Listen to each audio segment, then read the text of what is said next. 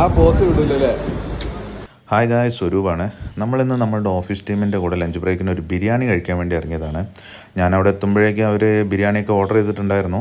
നമ്മളൊരു leghorn chicken ബിരിയാണിയും അതുപോലെ തലശ്ശേരി ചിക്കൻ ബിരിയാണിയും അതുപോലെ ബീഫ് ബിരിയാണിയാണ് ഓർഡർ ചെയ്തിട്ടുണ്ടായിരുന്നത്. ഞാൻ അവിടെ എത്തി സീറ്റൊക്കെ പിടിച്ച് ഞാനും ഒരു ബീഫ് ബിരിയാണിയൊക്കെ ഓർഡർ ചെയ്തു. അതിന് പുറമെ അവിടെ നല്ല കടുക്ക ബിരിയാണിയും ചെമ്മീൻ ബിരിയാണിയൊക്കെ അവൈലബിൾ ആണ്. അത്യാവശ്യം നല്ല ക്വാണ്ടിറ്റി തന്നെയാണ് അവർ ബിരിയാണി സെർവ് ചെയ്യുന്നത്. അതുപോലെ തന്നെ ആ റൈസിലെല്ലാം ബിരിയാണീൻ്റെ ഫ്ലേവർ നന്നായിട്ട് കിട്ടുന്നുണ്ടായിരുന്നു.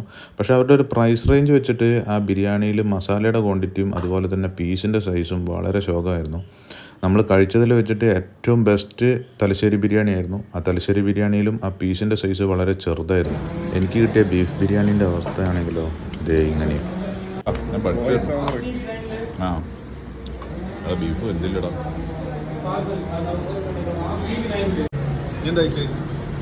ഞാൻ ചിക്കൻ ഹാഫ് ബിരിയാണി.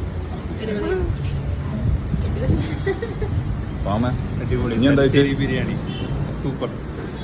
തലശ്ശേരിയാ നല്ലത്. ബീഫിനെക്കാളും എന്തൊക്കെ പറഞ്ഞാലും ബിരിയാണി ആണെങ്കിൽ അവസാനം പ്ലേറ്റുകളുടെ അവസ്ഥയൊക്കെ ഇതായിരിക്കും. ഞാൻ ഇതിന് മുൻപ് ഇവിടുന്ന് ബീഫ് ബിരിയാണി കഴിച്ചിട്ടുണ്ട്. അന്ന് നല്ല അടിപൊളി ബീഫ് ബിരിയാണി ആയിരുന്നു. മേ ബി ഞങ്ങൾ വന്ന ദിവസത്തിൻ്റെ പ്രശ്നമായിരിക്കാം. കാലിക്കറ്റിൻ്റെ പെരുമ വിളിച്ചു പറയുന്ന രീതിയിൽ കുറച്ച് ആർട്ട് വർക്കുകളും കാര്യങ്ങളൊക്കെ ആയിട്ട് അത്യാവശ്യം നല്ല രീതിയിലൊരു ഡൈനിങ് സ്പേസ് തന്നെ ഇവർ ഇവിടെ ഒരുക്കിയിട്ടുണ്ട്. നമ്മൾ 5 പേര് ഭക്ഷണം കഴിച്ചിട്ട് ഇതാണ് ബില്ല് വന്നിട്ടുള്ളത്. അപ്പോൾ ഈ ലൊക്കേഷൻ വരുന്നത് കാരപ്പറമ്പിൽ നിന്ന് ഈസ്റ്റ് ഹില്ലിലേക്ക് പോകുന്ന വഴിക്ക് റൈറ്റ് സൈഡിലാണ്. എല്ലാവരും ട്രൈ ചെയ്ത് നോക്കുക.